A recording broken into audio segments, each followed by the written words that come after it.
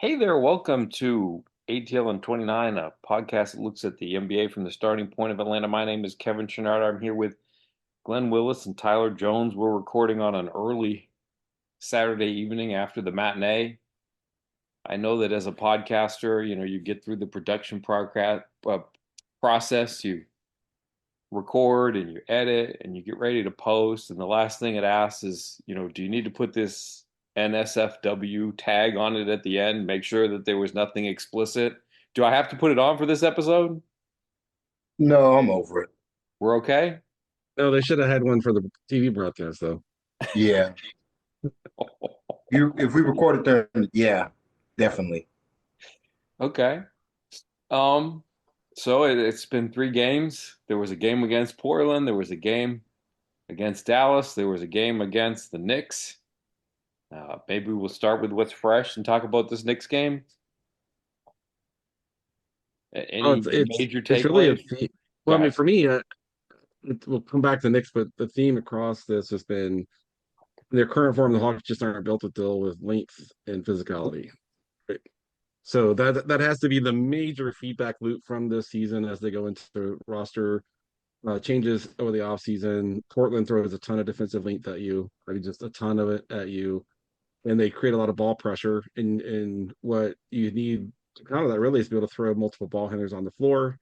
And we know the Hawks have committed. We talked about it. They committed to Dyson having opportunities, but he struggles against the best ball pressure, the most advanced ball pressure, and all that sort of stuff. And then they don't really have anybody that can deal with Anthony Davis, the 35 games a year he plays, or whatever it is. If he's playing, when your turn kind of comes up, you've got to have somebody who can deal with that. And no one can defend him with one guy. There's no team in the league that has one guy that can do that. So unfair to expect Onyeka to really be the one guy that deals with that for 35 minutes or whatever it was. And then with the Knicks, like, I mean, it was an ugly game. They played bad, all those sorts of things. But another secondary or tertiary factor is that the Knicks had guys hurt and they replaced those guys that were missing the rotation with veterans. The Hawks are missing rotation guys and they replaced those with inexperienced players. Right. And that's part of what the Hawks committed to do this year. Of course, you don't want to be down two centers against when you're going up against Karl Anthony Towns. But for me, it's a big step back is this team has to have more ball handling next year, more length, more size, more physicality, all that sort of stuff in there. What they have right now, that's to me the main reason they lost the last three games. Yeah, they're just too small, and it's killing them on both ends. I like how Glenn brought up they pretty much played three teams that haven't played a real point guard, right? They've kind of played these hybrid guard lineups where they're bigger players, and so Dyson, it's just harder for Dyson to initiate offense if he's being guarded by like a real defender. And so you're seeing his shortcomings there as a if he's being asked to play point guard, and then as well as uh, teams are very easily loading up on Trey, and this leads to Quinn countering with going small to get more ball handling on the floor. My biggest issue is with this additional ball handling, they're not very good ball handlers. Like no other nice way to put it. So they're kind of getting killed on the offensive end where they need another ball handler. But other than Karis LeVert and Dyson Daniels, like nobody else has a real live dribble against any type of defender um, on offense. And then defensively, like a lot of these lineups are just too small, like in general. Uh, Talked about this on Twitter a lot. A lot of these teams are just moving a Kongu out of the lane, making one pass, and then hard dribble drives to the rim. And the Hawks, these last couple games in particular, are really struggling guarding bigger players who are able to drive to the rim. So they need to, I think, in the short term, I think the solutions are kind of obvious. Just play as big as you can for as long as you can to try to get away with it. But they really don't have a solution to the offseason where they can address a lot of these issues, like Glenn said. That's not great news, seeing as your most meaningful games for the near future are coming against Franz Wagner. Yeah. And it's one of those things where and this is where it goes back to what Glenn has talked about a lot, is like this has been a developmental season, and my frustrations have been, well, if it's a developmental season, why isn't Mo Gay playing more? Why isn't Ricochet playing more? If they're particularly Ricochet kind of gets benched if he misses two shots, and then it's like he goes from being somebody who might play 33 minutes to only playing 24, 25. And I understand it because I understand what Quinn's thinking, where he's like, I need another ball handler if he's not going to make every shot he takes. But my biggest takeaway is like, you gotta let the kids struggle through adversity. You can't just baby them.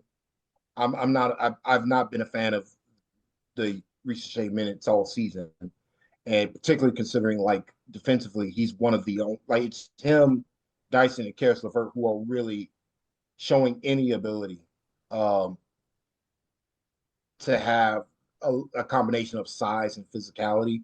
Man does it, but he's a little too small. There's just a noticeable lack of size with Man when you ask him to play defend bigger players.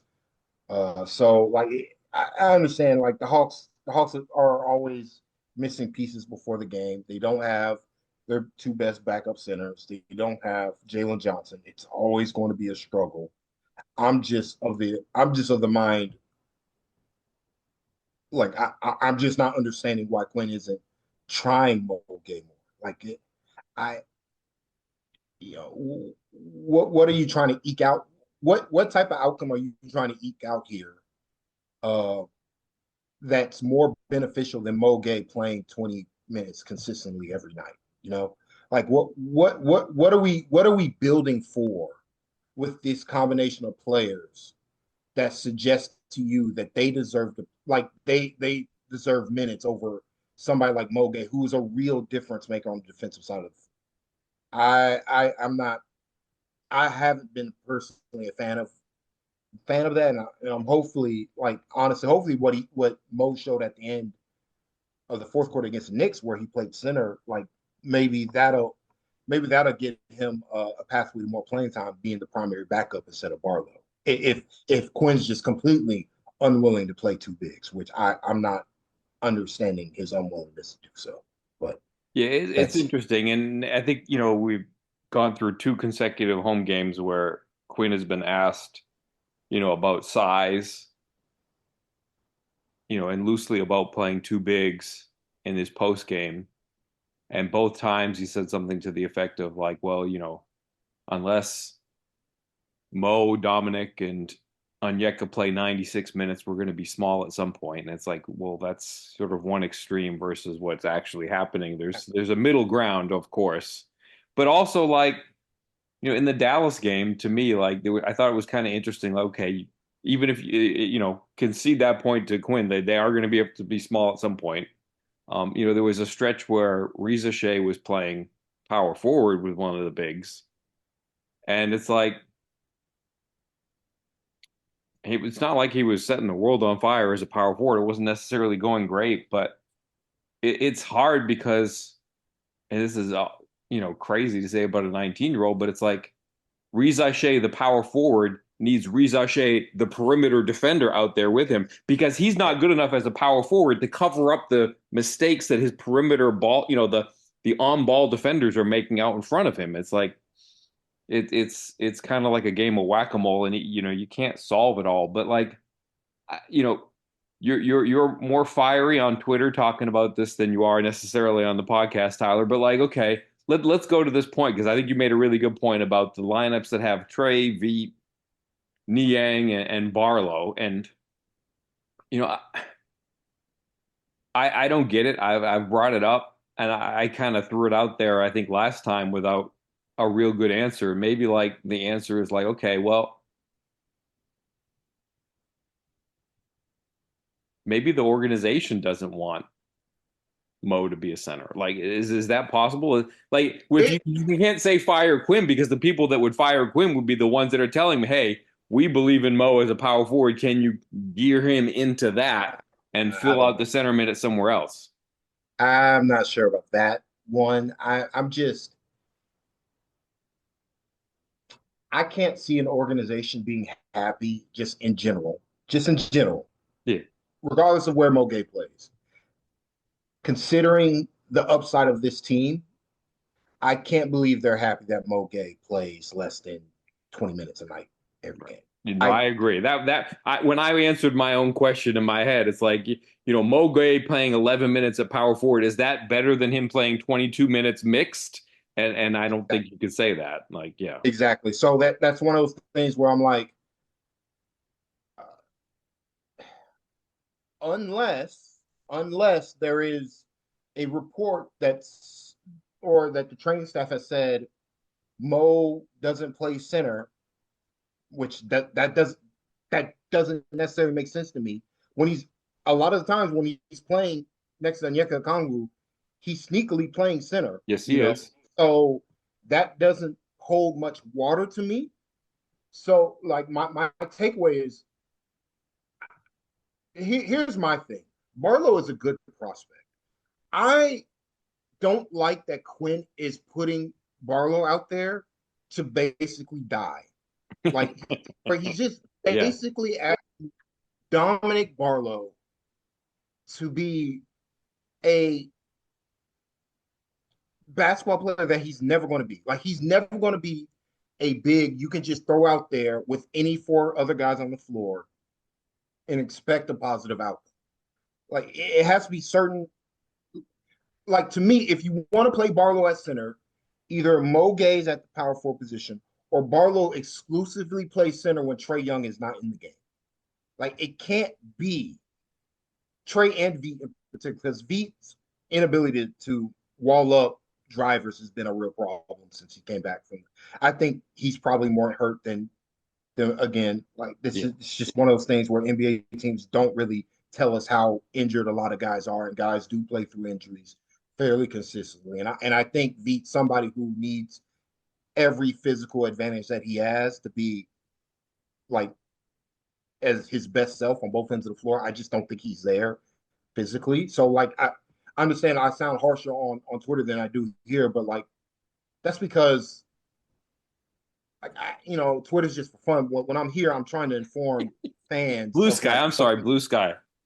or Blue Sky, yeah, more readily. But like I'm trying to inform fans of what I'm seeing, what I'm actually seeing, and how it impacts the Hawks. And so to me, I'm like, you're put when you put Barlow next to four bad defenders, you're just you're just gonna bleed his confidence. Like, and so to me, I'm not understanding the aversion because offensively, the way Veet's been used since coming back from the injury, he doesn't dribble the ball necessarily. He's not making decisions with the ball in his hands. He's a pure catch and shoot player. That's pretty much what Mo Gay does. Now, he's a much better shooter than Mo, but Mo is such a better defender that it doesn't matter. Like like what Veet does on the offensive end kind of doesn't matter because you're just giving it all back up on defensively when he's playing alongside a Trae Young and a George Niang. When Veet's out there with Dyson Daniels and it's the bigger lineup and a Okongwu ideally is at center, it's fine. It's perfectly fine to get another Suedo ball handler alongside Karis LeVert and Dyson Daniels to ease Dyson's burden. I have no problem with that. If you want to play him over Terrence Mann, and then when Trey's in the game, you put Mann out there alongside Trey when Dyson isn't in the game to get a stronger perimeter defender at the guard position in particular. That makes more sense to me. Like the lineup he closed or to start Start the the fourth fourth quarter. with Mo Gay, Risha Shea, and Terrence Mann alongside Trae Young and George Niang. That's perfectly fine to me. Yeah. That at least has the functional size, length, and athleticism of an NBA team. He's throwing lineups out there that don't have that. Like, this is not. I'm like when people are arguing against. I'm like, guys, there is no circumstance these lineups are going to succeed. They haven't succeeded against the bad teams. Against good teams, every team's going like, oh, you're putting all this food out there. We're just going to drive to the rim relentlessly, overhelp, open corner 3-point shooter. That's how they lost to the Heat. That's how they lost to the Heat a couple weeks ago. And kind of how they've lost these last couple games. It's interesting that they had the most success against the Bucks because the Bucks force you to play bigger due to Giannis, and yet you've played like you then go on to play the Trailblazers and the Mavericks, who are kind of similar to the Bucks, where they play too big, play bigger. Yep. They want to get downhill.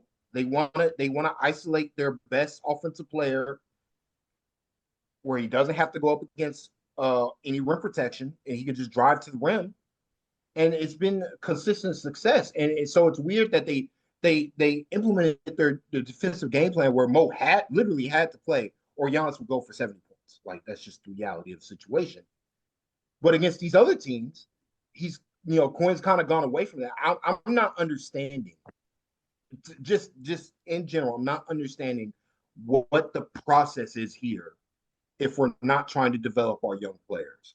And so, like, I'm not a fan of Ricochet getting pulled when he struggles offensively, and I'm really not a fan of Mo Gay not getting an opportunity to just play more, because defensively Mo has been really good. Like, there's no other way to put it. What do you think, Glenn? I mean, Mo has a lot more ability to cover space on defense. His foot speed, his ability to move is like, really, with Jalen out, there's really nobody else in the team that can do what he does in those areas, right? And this isn't me. I don't want to sound like I'm making an excuse. I'm just saying the one thing we don't know is, Mo's had a series of back injuries, and I don't know. Yeah, I don't know how much that's a factor and part of the plan here or not. It's hard for us to know that from the outside. Um, I think 2 months ago our conversation was that he really was kind of lost on offense. I think he's been getting better week by week, and he still has a ways to go. For him to be, like, for example, the full-time backup power forward or backup combo power forward center, he still has a lot of offensive progress to make, but he's improving. He's improving. He knows where to be. He knows how to help. He knows what to do. More and more and more. And to Tyler's point, the one way, if his body can handle it, that you can kind of bring more velocity to that process is to play him more and give him more reps, right? And when we're down to the last, week and a half of this 2 weeks of the season, whatever, week and a half, I think it is, something like that. And so I would like to see them kind of lean into that, the rest of the way here. Because I think that he has an ability to be very special on defense if they can just get his offensive game to where they need it to be. I think with Jalen back next year, playing him, I think playing he and Jalen at times next year would be interesting to me, right? Playing him along with having Jalen and Yeka and Mo to be able to kind of really kind of lean into switchable lineups, foot speed, agility, all that sort of stuff, get to the level. I think that's all really, really interesting to me.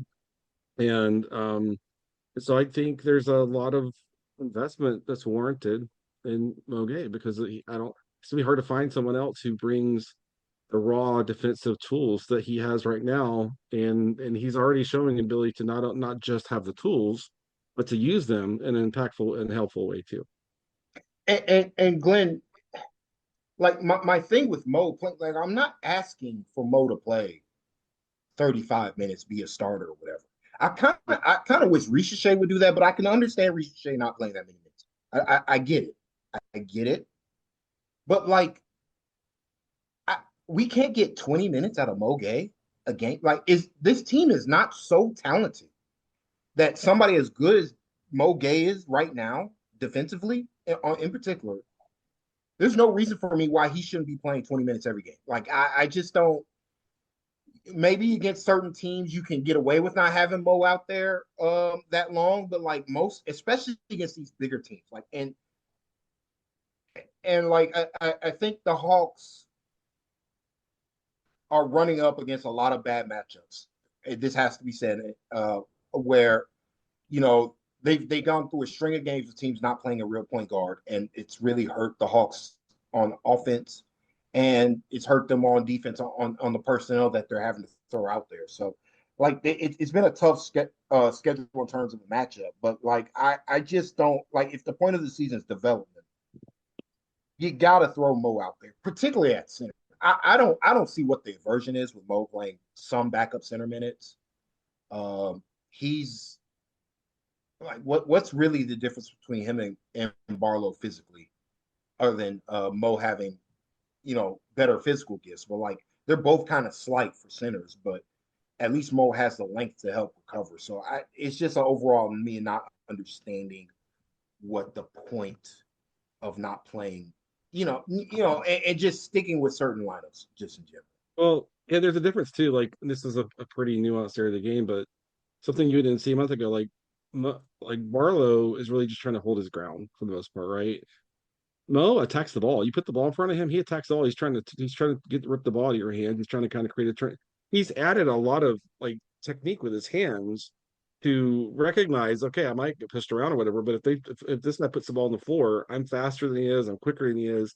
And sort of like we've seen in the Congo the last 2 months start to attack the basketball more. Mogay is doing that more and more too. And so there's a lot of little things he's doing on defense that's showing progress and recognizing what his strongest set of tools are. And I think that makes me even more excited about his future. So I think he's a real part of this roster next season. I love the idea of Onyeka, Jalen, and Mo, and then hopefully the fourth guy is a guy that can has size and physical and can shoot. Ideally, the fourth guy has to be a guy who can really shoot the basketball, right? And that's interesting to me. Is Nance in the mix next year? I have no idea, right?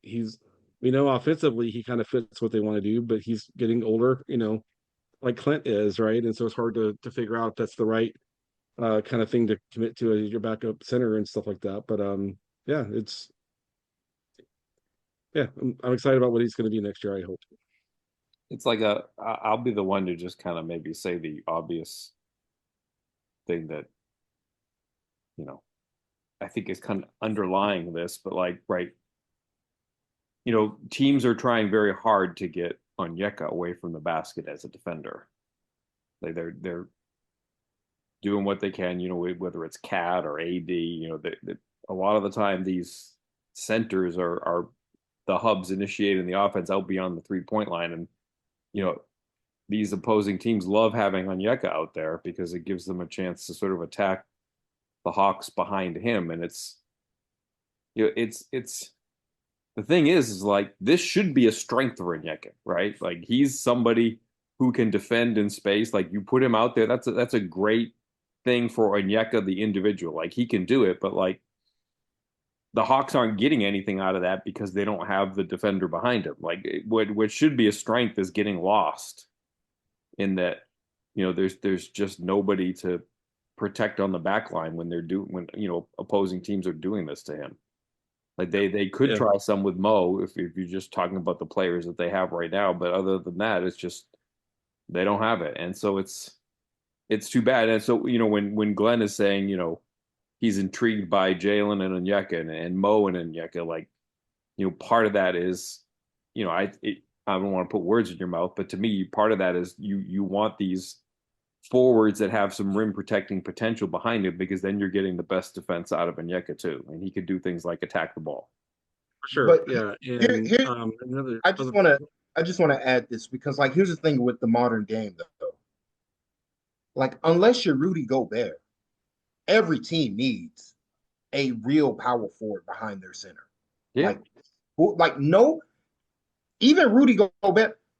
I don't know of any modern team right now who is going pure small, other than potentially the OKC Thunder. But they have the best perimeter defenders in the game.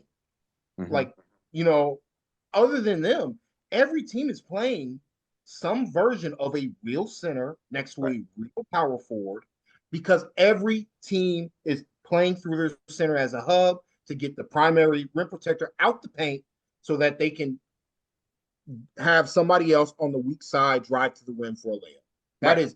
That is more or less like if we want to talk about what teams are trying to do, that's what every team's trying to do. And so it's just so easy right now for teams to get Okongwu out in front and then throw the ball. Literally, the Knicks were just top-siding any Hawks off, defender, and Cat was just throwing them, backdoor passes for layups.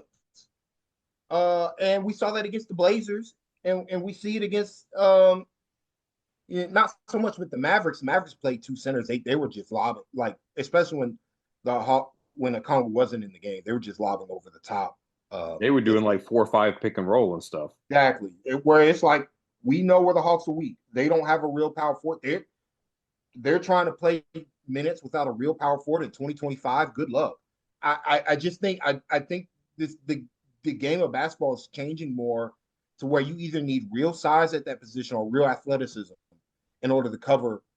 You can't just play anybody at that position and expect a positive outcome. And right now, like throwing Veet out there at power forward, throwing Niang out there is fine because he has the size if he's next to a Okongwu. If it's Barlow, you're just asking Barlow. Barlow's just not equipped to understand what's happening, where he needs to be, where the weak spots are defensively, in ways that Okongwu is. So like when it's Okongwu and Niang, it's fine. I just don't. I just think, you know, it's when it's not Niang at power forward and Okongwu's in the game, or it's and if Trey is still in the game. I think that's important. What like I don't want to mislead people. Like Trey Young, particularly now with no Jalen, it's just easier for teams to expose his weaknesses and his lack of size, particularly how this Hawks roster is currently built. And so it's just like a domino issue of you don't have Jalen, so you're trying to compensate too much.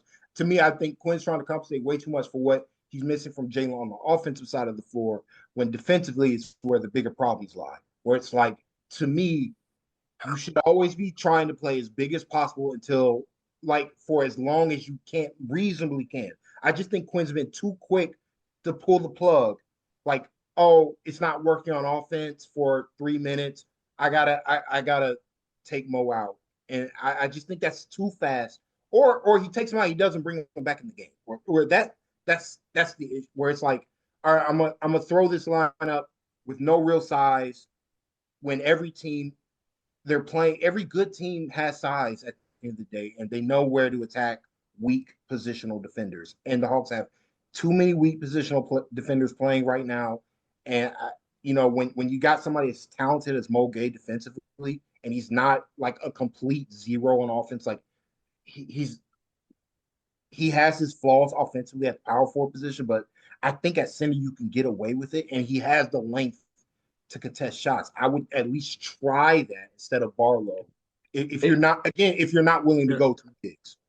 And it's a little bit like Capella, like in that it's never going to be super aesthetically pleasing. Like it's a better offense in math than it is in this elegant basketball terms. Like there's going to be tip-ins and putbacks and rebounds that he keeps alive for somebody else. There's going to be some record scratch moments, but like the overall net product, if you get down to numbers, is going to be a little bit better offensively than how it feels. It's Quinn going away from John Collins, right? John Collins, Clint Capella, or the Hawks organization. They clearly made the decision. They didn't want to play that style of basketball anymore. And I think they're too averse, for all their flaws those two had together. They were a successful lineup, particularly on the defensive side of the floor, and it worked. What's not working is I mean, I hate to I don't want to dogpile on Barlow because it's not particularly his fault exclusively. Right. So Barlow lineups where it's like I feel like there are ways to mitigate his weaknesses if you're willing to do so. Play him alongside. Don't play him alongside Trey Young. Like that could be just a simple math where Okongwu plays all of his minutes next to Trey, and Dyson and like Barlow's good enough offensively where you still get some of what Okongwu does on the offensive side of the floor with Dyson, so it's not a complete complete disaster on the offensive side of the floor. But I just think pairing Trey Barlow is just really not helping anybody right now. So, and I think it's important to share for Hawks fans that might only watch the Hawks. What we're talking about is a trend across the league, right? In Memphis, they really don't want to play JJJ at center because they don't want him up the floor. They want him on the back line cleaning up things at the rim. Look at what's going on in Miami. They're playing Bam as he's getting older with Ware, keeping Bam on the back line and sending Ware up the floor, right? If you watch what the Rockets do, they don't want Şengün up the floor. They send it'll be Jabari or it'll be against the Hawks. It was Dylan Brooks. It might be even be Thompson at some point, right? In Boston, we talk about how they don't let anyone send their centers up the floor, and you see it. So it's not just something that one or two teams is doing. Everyone's recognizing that we've got to keep our rim protectors on the back line, we've got to keep our organizers on the back line, and that requires us to play two bigs and have the ability to play two bigs. Now, if you're going to go switch 1 through 5, you might not need that as much or what have you. But it's not just a trend. One or two teams, everybody's starting to swing towards sending forwards up the floor with the center and keeping the big on the back line. And today was the first day we ever saw that. Today they kept and yet.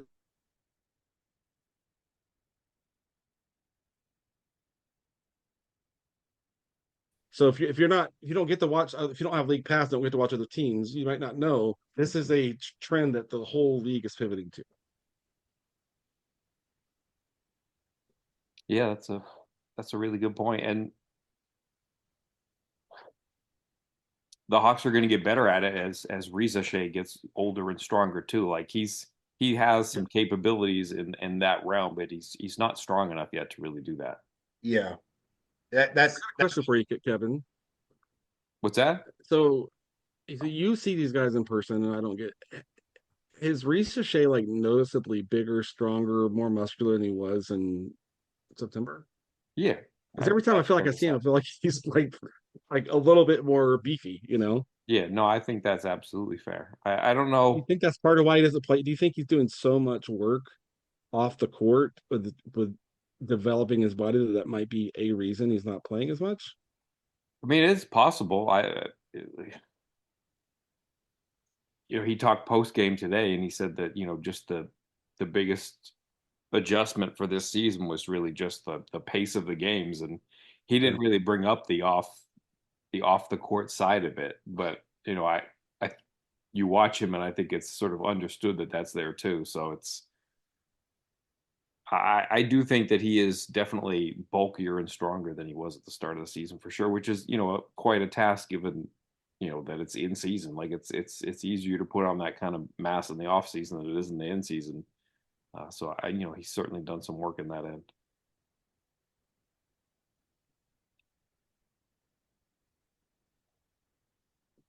Uh, what else? What do we need to talk about? Anything else? Or are we missing anything? Well, they're going to play the carcass of the Jazz team tomorrow with. I don't know if John Collins is going to play. I think he's not going to play. Yeah, according to what I see in Basketball Reference, he's not. He's not going to play. Laurie's not going to play. I think, and Kessler is. I think day to day. So, but the joke that I had with a couple people on the DMs today is like still feels like the game's gonna go down to the last position. It feels like no matter who they play, the games are going down to the last possession. But they need to win. They're one back in the loss column of Orlando now. As of right now, I haven't not tracking the evening games. One game ahead of Chicago and Miami in the loss column. And so the loss column is what matters really. Um, so I mean, I'm not saying anything that they don't feel. I'm sure they need to win. So they need to go out and play well tomorrow and take care of business and give themselves a chance to stay in that 7-8 range. Yeah, the schedules are pretty balanced. Like all three teams, the Hawks, Chicago, Miami, they're all kind of playing like three tanktastic teams along the way in their last 5 games. I think it's all three get 3 out of 5 against teams that are pretty blatantly tanking of Brooklyn or Philadelphia or Utah or New Orleans. Like they all get like 3 games against that kind of group. It's And for it's those interested, the Kings are in the 10 spot on the way. People were oh, tracking that pick. Kings are in the 10 spot. They're 2 up on Phoenix. So, but they would have to win 2 games to make the playoffs. So, yeah, somebody asked me today, are the Hawks tanking so that that they can be in the right spot relative to Sacramento? It's like it's way too early for that because for one thing that they would be in it, if they are really an 8 seed, that their positioning wouldn't even matter relative to Sacramento's. right. But like it is going to be an interesting thing, once the dust settles and we're 81 games or 82 games through, and then just looking at the play-in results, like there may be some Atlanta Sacramento seeding that is left to shake out, and you wonder how motivated they would be to bump Sacramento back into the top 12. I don't think they would want to do that, but And the Lakers are 2 out of 7th spot, and they got a Thunder, good luck. Dallas, Houston, and Portland. Like none of those are really easy games, no, you know. and then they have a lot of, I think they have a high volume of games too. Their games are pretty dense here in the last Yeah, couple of Sunday, weeks, Tuesday, so it Wednesday, adds up. Friday, Sunday. So it's 5 and 8 days. Yeah. Yeah, and they've been on that kind of pace for a while now. There was, what was the thing I wanted to talk about relative to schedule and stuff? I had a, what am I blanking on? Well, they played the Magic twice. Oh, yeah, they play the Magic twice.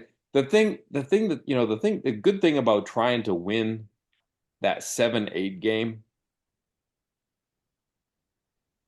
like you could talk about who you want to play, Cleveland or Boston or whatever. I think it's a huge advantage to win that 7-8 game regardless. You forget who the opponent is, like, because if you have to play in Friday game, that Friday game is a disaster. You're Because they you're give dead you in a game one. Friday night game, and if you Saturday win game. that, hooray, you're already on the road, in a lot for A some of the Saturday afternoon game. yeah, and They're then you usually get slotted a this Saturday Sunday afternoon game. afternoon game at 3 o'clock on the road. You didn't even maybe get to go back home. You just play it on the road and you stay on the road for a 7 game series. Like that's a horrible situation. So like forget the opponent. Like winning the 7-8 game, if you can win it, is great. Play whoever you can play because getting 36 hours in between finishing the play in and starting a 7 game series is just awful. Yeah, no, they need to try to win the 7-8 matchup.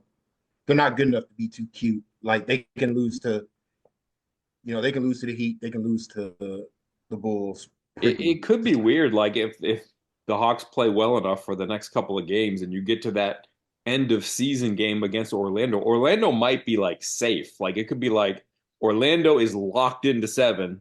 They're playing maybe the Hawks who have something to play for, but then they might play the Hawks I don't, I again don't, I don't, Tuesday. I don't see how they're going to be locked into 7. I think they can be locked into 7th, 8th, but just based on the schedule, uh, like since the Hawks played them twice, if the Hawks beat them, you know, No, I'm assuming like let's say Orlando wins the first game between them and the Hawks, then okay, when you get to that yes, final game of the season, they might be locked into 7, and then you get this But sort of unmotivated game against the Hawks, but also previewing a 7-8 game potentially too, where they just play again 2 days later. So it could be kind of weird. yeah, it Could could be be a little 3 funky. games in a week and a half, and we know Orlando is reckless, so that's concerning. Brutish. All right. I won't put the NSFW tag on it. Everybody managed to do pretty well here. All right. Well, I think it's time to say goodnight, Bob. good night, Bob. But Thank you. Have a good one.